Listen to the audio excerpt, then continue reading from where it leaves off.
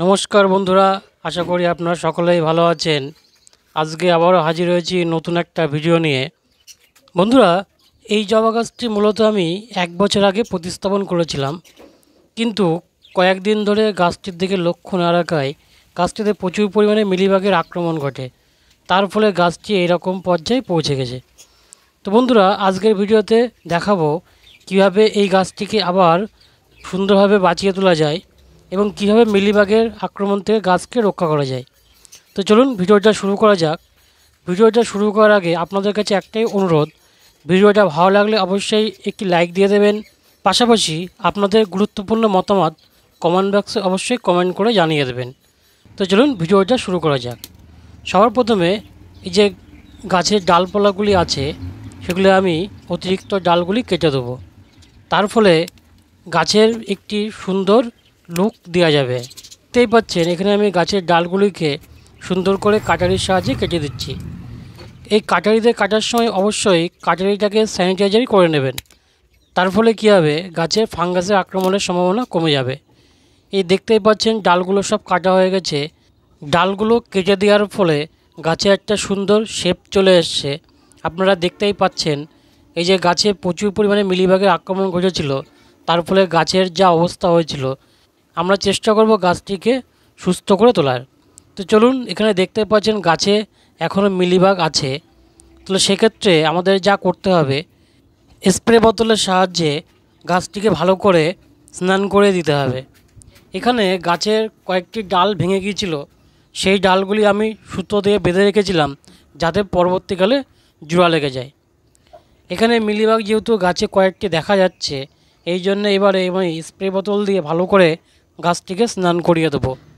আপনাদের গাছেও যদি একই রকম মিলিবাগের আক্রমণ ঘটে তাহলে আপনারাও স্প্রে বোতলের সাহায্যে ভালো করে গাছগুলিকে স্নান করিয়ে দেবেন। এর ফলে স্প্রে বোতলের জলের যে ফ্লোর থাকবে তার মাধ্যমে গাছে যে মিলিবাগ থাকবে সেগুলি অনায়াসেই পড়ে যাবে। এখানে গাছটি ভালো করে স্নান করানো হয়ে গেছে। এবারে আমি গাছটিকে আবার নতুন করে রিপোর্ট করব। এখানে আমি গাছটি ভালো করে টব থেকে বার করে নিয়েছি। এখানে দেখতে পাচ্ছেন যেহেতু আমি 1 বছরের মধ্যে গাছটি আর টবের থেকে বার করিনি, ফলে গাছটিতে সুন্দর রুট বাউন্স হয়েছে। এর ফলে গাছটি ভালো গ্রোথও হয়েছিল, কিন্তু যেহেতু গাছটি মিলিবাগের আক্রমণে এই অবস্থা হয়ে গেছে, তাই আমি নতুন করে আবার গাছটি রিপোর্টিং করব। প্রথমে আমি ভালো করে শিকড়গুলি দেখে নিয়ে আস্তে আস্তে গাছের শিকড়গুলি কেটে নিয়েছি। এই যে দেখতে পাচ্ছেন এখানে আমি শিকড় সব কেটে নিয়েছি এবং সামান্য কিছু শিকড় রেখে দিয়েছি। আপনারাও ঠিক একই রকমভাবে গাছের শিকড় যত্ন সহকারে কেটে নেবেন যাতে মূল শিকড়ের কোনো ক্ষতি না হয়। তবে নতুন গাছ বসাতে গেলে কীভাবে মাটি তৈরি করতে হয় তার ভিডিও অলরেডি আমার চ্যানেলে দেওয়া আছে, আপনারা চাইলে সেই ভিডিও দেখে নিতে পারেন। এখানে আমি টব থেকে বের করে নিয়ে যে মাটি ছিল সেই মাটি আমি ভালো করে চেলে নিয়েছি এবং তার সঙ্গে কিছু সার মিশিয়ে আমি পুনরায় এই মাটি ব্যবহার করব। আপনারাও চাইলে একই রকমভাবে ব্যবহার করতে পারেন।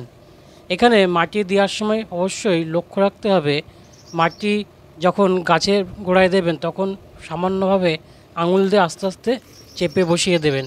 তার ফলে কী হবে, মাটির মধ্যে যে বাতাস থাকবে তা সহজেই বাইরে বেরিয়ে আসবে। সেই বাতাস যদি মাটির মধ্যে আটকা পড়ে যায় তাহলে সেক্ষেত্রে গাছের ক্ষেত্রে সমস্যা হবে। যে দেখতে পাচ্ছেন গাছের টবে সম্পূর্ণভাবে মাটি দেওয়া হয়ে গেছে। মাটি দেওয়া হয়ে গেলেও ভালো করে হাত দিয়ে চেপে চেপে দিতে হবে চারপাশে, যাতে অতিরিক্ত বাতাস মাটির মধ্যে না থাকে। এবারে গাছটির শিকড় যেহেতু কাটা হয়েছে, ফলে ফাঙ্গাসের আক্রমণ ঘটতে পারে, এই জন্য আমি কিছু পরিমাণ সাব ফাঙ্গিসাইড গাছের গোড়ায় দিয়ে দিয়েছি। তার ফলে কী হবে, ফাঙ্গাসের আক্রমণ ঘটবে না। আপনারা চাইলে যে কোনো ফাঙ্গিসাইড দিতে পারেন। এবারে গাছটিকে কয়েকদিনের জন্য একটি নির্দিষ্ট জায়গায় রেখে দেবো। তো চলুন বন্ধুরা, আজকের ভিডিওটা এই পর্যন্তই। ভিডিওটা ভালো লাগলে অবশ্যই লাইক দিয়ে চ্যানেলটি সাবস্ক্রাইব করে দেবেন। দেখা হচ্ছে নতুন কোনো ভিডিওতে।